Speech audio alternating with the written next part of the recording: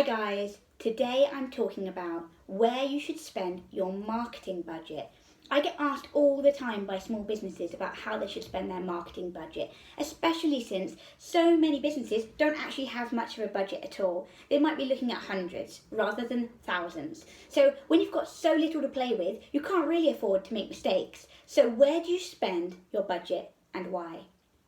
So things have changed a lot over the years. There was a time when the majority of marketing budget would be spent on advertising. But as we now know, advertising is changing and really people don't believe it. They don't trust advertising like they used to. We're now in a world where we can fast forward TV commercials, where we drive past billboards, we flick through the adverts in a magazine. We can choose not to have pop-ups on websites. People just don't engage with advertising anymore and they don't trust it.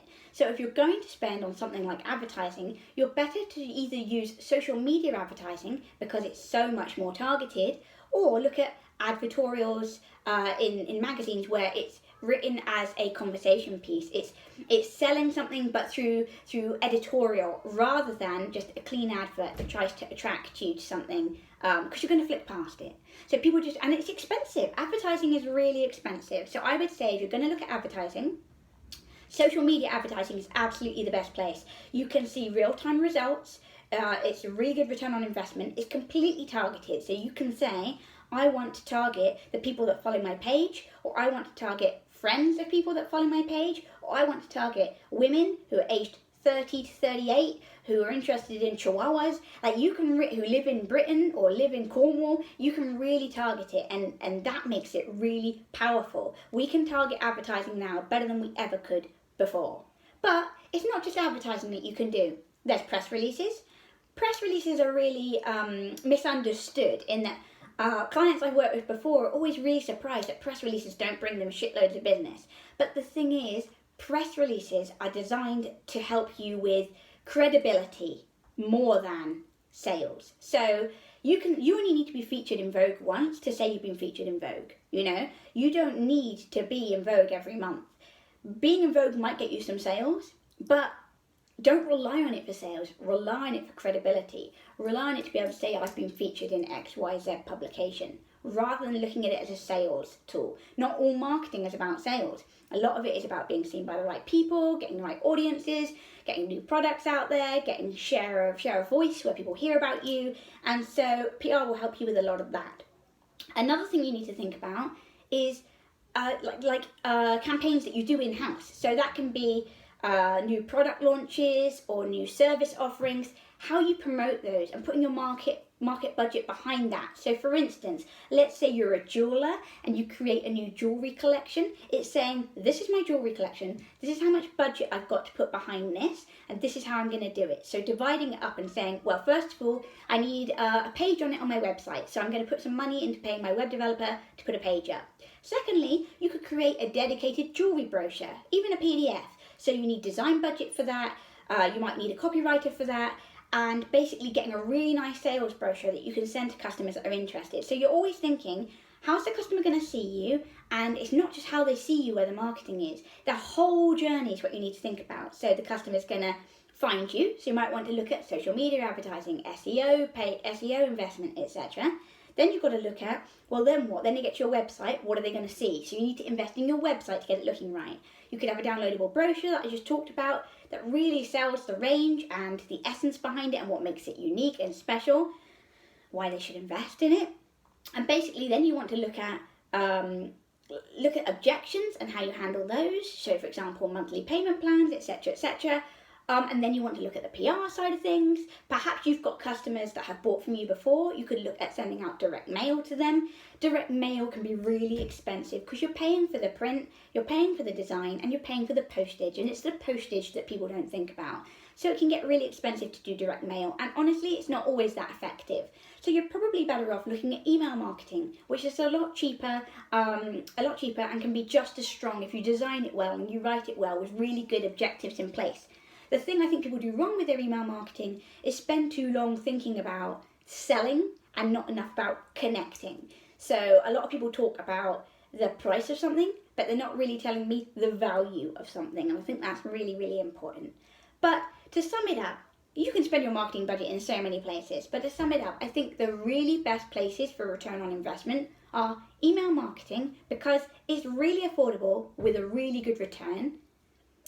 Social media advertising is the best advertising you can do, in my opinion, for return on investment and actual tangible results. You can see the visitors, you can see the click-throughs, you can see how well it's working. And also boosting content. Definitely, rather than just advertising, boost content. So show off your new jewelry collection or whatever and boost that content and put your money there. And then also, you can look at direct mail, but I probably, if you've got a minimal budget, I probably wouldn't. And then also SEO, if you've got the money and you can invest in SEO, it's really good. I personally think that social media advertising is even stronger than Google advertising, because it's just so much more targeted. It's just so trackable. I mean, SEO is trackable as well, but you're going to pay a lot of money for certain terms on SEO, so it depends on what terms you're competing on. And if you're going to spend on SEO, I think it works better to work on organic SEO than pay-per-click advertising, because I feel like pay-per-click advertising is just a never-ending, bottomless hole of investment. It works if you got a budget behind you, but if you haven't, then social media advertising, I think, will give you more bang for your buck. And lastly, I think just be really clever in the way that you market. You don't need a big marketing budget. Some of the best marketing, it has no budget at all. It doesn't cost you anything to put posts on social media. It doesn't cost you anything to run competitions. Great. It doesn't cost you anything to get on Instagram stories and start talking or do lives. Lives will get you more visibility. This doesn't hurt. Do a share promotion where people share and follow your page and recommend to their followers and put it on their stories to win a piece of your jewellery. It's not all about jewellery, I'm just using that as an example. Send press releases out. It's free of charge to send a press release or an editorial, but make sure that your press release isn't about just selling your product. Make sure it actually tells a story and is interesting. And maybe look at doing a promotional video for your brand. Some really good artisan brands out there are using promotional videos to really show the ethos and the craftsmanship and quality behind what they do. And don't forget the basics. You're best off investing in a really good website, really strong content, and great photography. Photography is so overlooked. It's the best thing you can invest in for your business, for your marketing. Get a website that looks good and works well. Get content copy that makes you engaging and shows what makes you different. And get pictures that, a picture speaks 1,000 words. And I say that as someone that writes 1,000 words. Great imagery is everything and can make all the difference in setting you apart.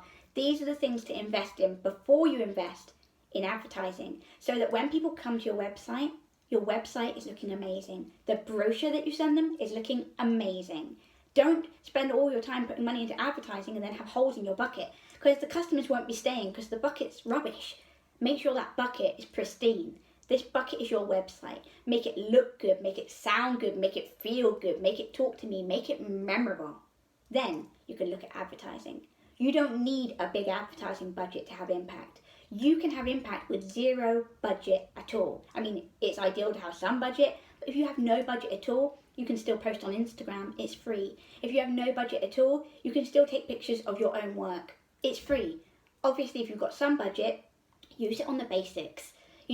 Your website is your little black dress. You wear it every day. It works while you sleep. Get it? Perfect. Invest in the black dress. You can get cheap accessories to go with it later. That black dress, that fundamental, is the core to all that you do. Good website, good content, good imagery. Then work from there. I hope you enjoyed the video. Please do subscribe. I'm new to YouTube, so I'm just going to show up whenever I can with content tips and tricks for you guys. Hit the subscribe button and see you soon.